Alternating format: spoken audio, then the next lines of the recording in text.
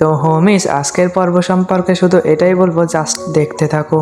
তো যেমনটা আমরা আগের পর্বে দেখেছিলাম যে সুহা সিটিকে বাঁচানোর জন্য হানফিং এবং লিজাং ওই ট্রেজার হাসিল করে নেয়। লিজাং এবং হানফিং তার সর্বোচ্চ শক্তি দিয়ে ওই ট্রেজার সর্বশেষে আনলক করে ফেলে। তারপরে এই পেশাদার শুরুতে আমরা শাওলুকে দেখি যে কিনা হার মানার জন্য প্রস্তুত নয়, যেহেতু তার সমস্ত প্ল্যান ফেল হয়ে গেছে, যে কারণে তার লিজাং এবং হানফিং এর উপর অনেক বেশি রাগ হতে পারে, যে কারণে সে তার শট থ্রো করে। ওখানে স্পেস রিং ক্রিয়েট করে ওই শট লিজাং এর পিছন থেকে তার গলা দিয়ে তার গলার আরপার হয়ে যায়। লিজাং এর চোখ তো বড় বড় হয়ে যায় এবং সে নিচে পড়তে থাকে।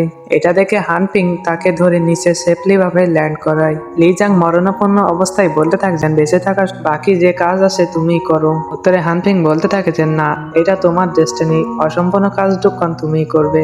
এটা তোমার ডেস্টিনি, তুমি এই কাজ করবে, তোমার কিছু হবে না, তুমি চুপ থাকো। লিজাং বলতে থাকে যে আমার জীবনে যে উদ্দেশ্য ছিল তা পূরণ হয়ে গেছে, আমাকে বলো আমি আমার উদ্দেশ্যে সফল হয়েছি। তখনই আমরা ফ্ল্যাশব্যাক দেখতে পাই যেখানে হানফিং তাকে কথা দিয়েছিল যে মরার আগ পর্যন্ত সে তার সাথে থাকবে। হানফিং বলতে থাকছেন তুমি কথা বলো না, তোমার অনেক রক্ত পড়ছে। লিজাং বলতে থাকছেন আমাকে বলো, আর কথা তুমি রাখবে। এই বলে তার চোখ আস্তে আস্তে বন্ধ হয়ে যেতে থাকে। তো লিজাং বলে তুমি চুপ করো। লিজাং বলে যদি এমনটাই তাহলে তুমি এখান থেকে চলে যাও এবং সুন্দর একটা লাইফ লিড করো। এটা বলতে তার হাত নিচে পড়ে যায়, মনে হয় তো সে এখানে মারা গেছে। অন্যদিকে আমরা ওই বড় মনস্টারকে দেখতে পাই। তাকে মারার জন্য এল্ডার ইঞ্জি তার স্পেশাল বৃষ্টির সাথে চলে আসে। তার সানসেট তীর কামান তার আরপার করে দেয়। তো ও বৃষ্টির কোনো কিছু হয় না, বরং ওই বৃষ্টি তো আরো বেশি রাগ হয়, যে কারণে সে এল্ডার ইঞ্জিকে হামলা করতে যায়। তো এল্ডার ইঞ্জি টস করে। এটা দেখে তো তার আরো রাগ হয় যে ওখানে আরো বেশি ধ্বংসযজ্ঞ চালাতে থাকে। সে এল্ডার ইঞ্জির সামনে যায়, তার পাঞ্জা দিয়ে এল্ডার ইঞ্জিকে অন্যদিকে পুশ করে দেয়। এতে এল্ডার ইঞ্জি আরো বেশি ইনজর্ড হয়ে যায়। এল্ডার ইঞ্জি তার সাথে ফাইট করার জন্য আবারও দাঁড়িয়ে যায়। তো ওবিস তার মুখের ভিতর সবকিছু ডিপাওয়ার করতে চায়। সব মানুষ যেন তার মুখের দিকে যেতে থাকে। এল্ডার ইঞ্জি তো এখানে অসহায় হয়ে পড়ে। ঠিক তখনই একটা ব্লু অ্যারো আসে। তো ওই অ্যারো যখনই ওই বৃষ্টিকে হিট করে তো ওখানে চারিদিকে আইস ক্রিস্টাল দেখা যায়। এল্ডার ইঞ্জি শক্ত হয়ে পিছনের দিকে দেখে। তো তার ছেলে লিনফু তার পিছনে দাঁড়িয়ে আছে এবং তার পিছনে একটা জায়ান্ট স্নেক। এল্ডার ইঞ্জি তার মনোবল আবারও ফিরে পায়। লিনফু বলতে থাকে ফাদার, আপনার মনে আছে আপনি আমাকে একটা টেকনিক শিখিয়েছিলেন। আমরা পাস্টে দেখতে পাই যেখানে তারা একসাথে সান অ্যান্ড মুন অ্যারো টেকনিক শিখেছিল, যেখানে কিনা সান এবং মুন একসাথে কম্বাইন করে অ্যাটাক করতে হয়। এল্ডার ইঞ্জি বলতে থাকে আমার মনে আছে, আমার স্মৃতিশক্তি এতটাও দুর্বল না। এল্ডার ইঞ্জি তার তীর কামান নিয়ে আবারও রেডি হতে থাকে। অন্যদিকে লিনফু রেডি হতে থাকে। লিনফু মুনফল অ্যারো রেডি করে। অন্যদিকে এল্ডার ইঞ্জি তার সানসেট অ্যারো বের করে। দুইজন সান অ্যান্ড মুন টেকনিক ইউজ করে, যে কারণে তারা দুইজন একসাথে পাওয়ার কম্বাইন করে নেয়। যেহেতু তাদের পাওয়ার কম্বাইন হয়ে গেছে, যে কারণে তাদের অ্যারোর পাওয়ার আরো বেশি শক্তিশালী হয়ে গেছে।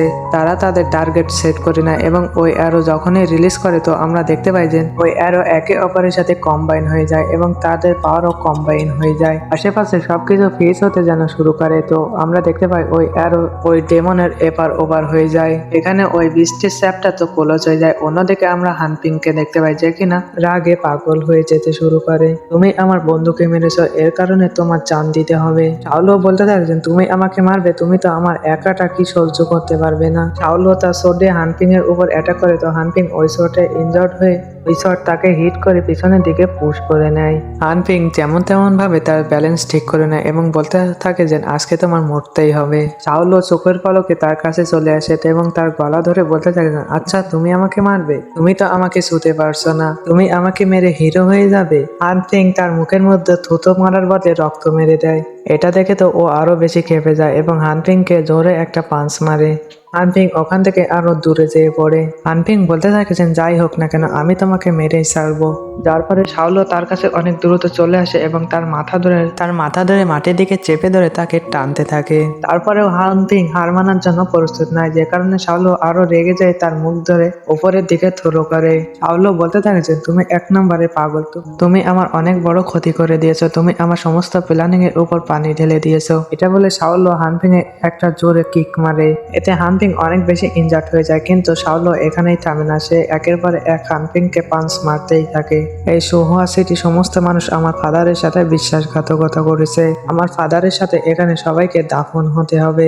হানপিং বলে আমি তোমাকে মেরে ফেলবো। অন্যদিকে শাওলো বলে এখানে কেউ বাঁচবে না। তো হানপিং একটা ইশারা করে। এটা দেখে সে বলতে থাকে যে আচ্ছা তোমার হাতে দেখছি কত নাম। এটা বলে তার হাতের উপরে পা দিয়ে প্রেসার দিতে থাকে। ততক্ষণে সে হানপিংকে লাথি মেরে অনেক দূরে ফেলে দেয়। তা কিকটা তার ফেসের উপরে রাখে, যে কারণে সে অজ্ঞান হয়ে যায় এবং অন্য একটা ড্রিমের ভিতরে যেতে থাকে। এখানেও হানপিং বলতে থাকছেন আমি হার মানব না। ঠিক তখনই তার সামনে তার গ্র্যান্ডফা চলে আসে। যারা আগের পর্বগুলো দেখনি তারা ডিসক্রিপশনে থাকা লিঙ্ক অথবা আমার চ্যানেলের ভিতরে যে এখানে প্লে লিস্ট দেওয়া আছে সেখান থেকে দেখতে পারো। এরকম ভিডিও পাওয়ার জন্য তোমরা চ্যানেলটি সাবস্ক্রাইব করবে, নোটিফিকেশন অল করবে, যাতে নিয়মিত ভিডিও পাও।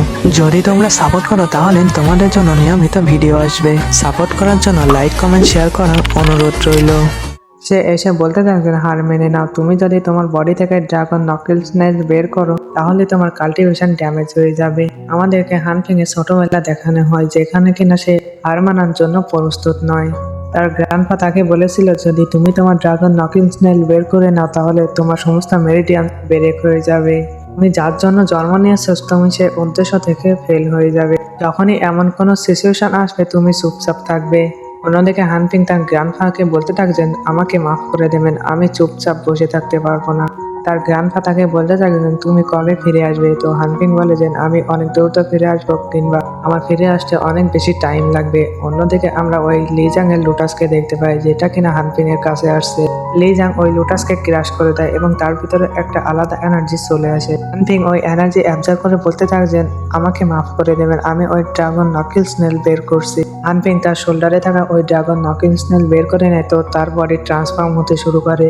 হানপিং এর পিছনে থাকা স্পাইন টেনে বের করে, তো ওই স্পাইন একটা সোর্ডে বদলে দেয়। হানপিং তার লাইটিং স্পিরিটের সাথে শাওলোকে যে আঘাত করে তাকে একের পরে এক আঘাত করতে থাকে এবং তাকে একটা পিছনের দেয়ালের দিকে পুশ করে দেয়। হানপিং পিছন দিক থেকে তো তাকে মারতে যাবে, তো শাওলো তার শট বের করে নেয় এবং একে অপরকে মারার জন্য সর্বোচ্চ চেষ্টা করতে থাকে।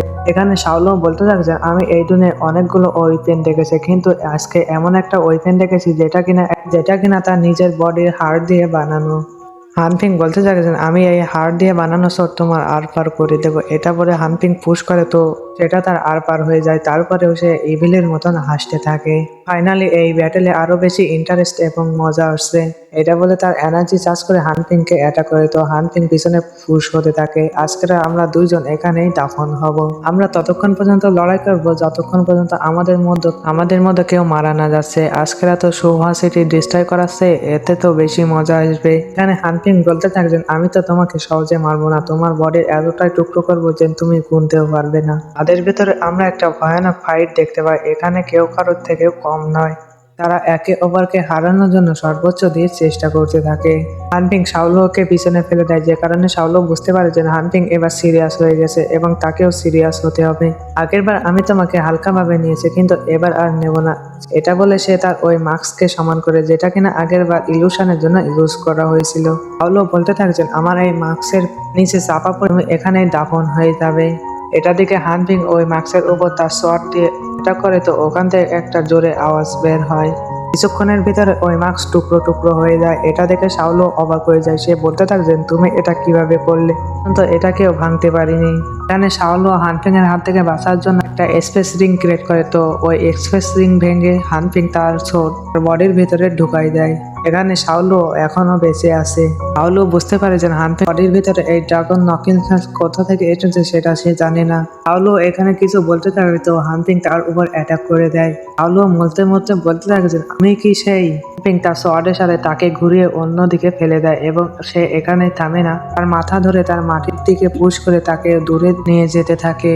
এটা বলে হানপিং তার ওপর দিকে জাম্প লাগায় এবং তার শটে শাওলোর ওপর অ্যাটাক করে দেয়। শাওলোর ওপরে একটা সিলাশ অ্যাটাক করে দেয়, তো আমরা দেখতে পাই যে শাওলোর ওপরে একটা সিলাশ অ্যাটাকের দাগ পড়ে গেছে। হানপিং এখানেই থামে না, সে তার দ্বিতীয় মুভ অ্যাক্টিভেট করে দেয় এবং বলতে থাকে যে আমি তোমাকে ওই কষ্ট অনুভব করাবো যেটা কিনা তুমি আমার বন্ধুকে করিয়েছো। এটা বলে হানপিং তার শটের সাইজ বড় করে নেয় এবং আলুর উপরে অ্যাটাক করে তো আমরা তার ব্রুটালনেস দেখতে পারি। হানফিং এখানেই থামে না, হানফিং তার তৃতীয় মুভ অ্যাক্টিভেট করে বলতে থাকে যে এবার সময় এসে গেছে তোমাকে ওপরে পাঠানোর। এখানে আমরা হানফিং এর একটা আলাদা রূপ দেখতে পাই যার ভিতরে কোনো মায়া দয়া নেই। সে শাওলুয়ের গলার উপরে তার শট রেখে দেয় এবং ধীরে ধীরে তার গলা আস্তে আস্তে কাটতে থাকে। এখানে শাওলু হানফিংকে জিজ্ঞাসা করে আসলে তুমি কে, তো হানফিং বলতে থাকছেন তুমি নরকে যে বুঝে নিও। হানফিং তার সোর্ড অ্যাটাক রিলিজ করে তো আমরা দেখতে পাই ওখানে বড় ধরনের একটা ধামাকা হয় এবং চারিদিকে সবকিছু যেন ডিস্ট্রয় হতে থাকে। এক্সপ্লোশনের পরে আমরা হানফিংকে দেখতে পাই যে কিনা অনেক উইক হয়ে গেছে, সে তো তার বদলা নিয়ে নিয়েছে কিন্তু তার বন্ধুকে সে হারিয়ে ফেলেছে। এখানে হানফিং পুরোপুরি ভাবে ভেঙে পড়েছে কারণ সে তার ভালো বন্ধুকে হারিয়ে ফেলেছে। হানফিং ইমোশনাল হয়ে লিজাং এর বডির দিকে আগাতে থাকে। এখানে আমরা কিছু ভিশন আসতে দেখতে পাই যে এখানে তার পাস্ট লাইফের ভিশন। আমি ড্রাগন নকেল স্নেল তুলে ফেলেছি, আমি অনেক দ্রুতই মারা যাব। হানফিং যখন থেকে জন্ম নিয়েছে সে একের পরে এক তার প্রিয়জনকে হারাতে থাকে। সে যখনই জন্ম নিয়েছিল সে তার মা বাপকে হারিয়ে ফেলেছে এবং তারপরে তার বন্ধুকে হারিয়ে ফেলেছে। হানফিং সিঁড়ির ওপরে যেতে থাকে তো হানফিং বুঝতে পারে যে লিজাং তার সামনে দাঁড়িয়ে আছে। লিজাং বলতে থাকছেন বলো বন্ধুত্ব কাকে বলে। তো বন্ধু সেই হয় যে কিনা সব বিপদ নিজেই মোকাবিলা করে এবং তার বন্ধুকে যে কোনো কিছুর বিনিময়ে তাকে রক্ষা করে, এমনকি কঠিন সময়ে বন্ধু বন্ধুর পাশে থাকে। তো আমরা দেখতে পাই লিজাং এর বডি নিচে পড়ে আছে তাকে ওখানে দেখে হানফিং ইমোশনাল হয়ে ওখানে হাঁটু গেড়ে বসে পড়ে। এর সাথে এপিসোড এখানে শেষ হয়ে যায়। হানফিং কি পারবে লিজাংকে বাঁচাতে? Thank you for watching.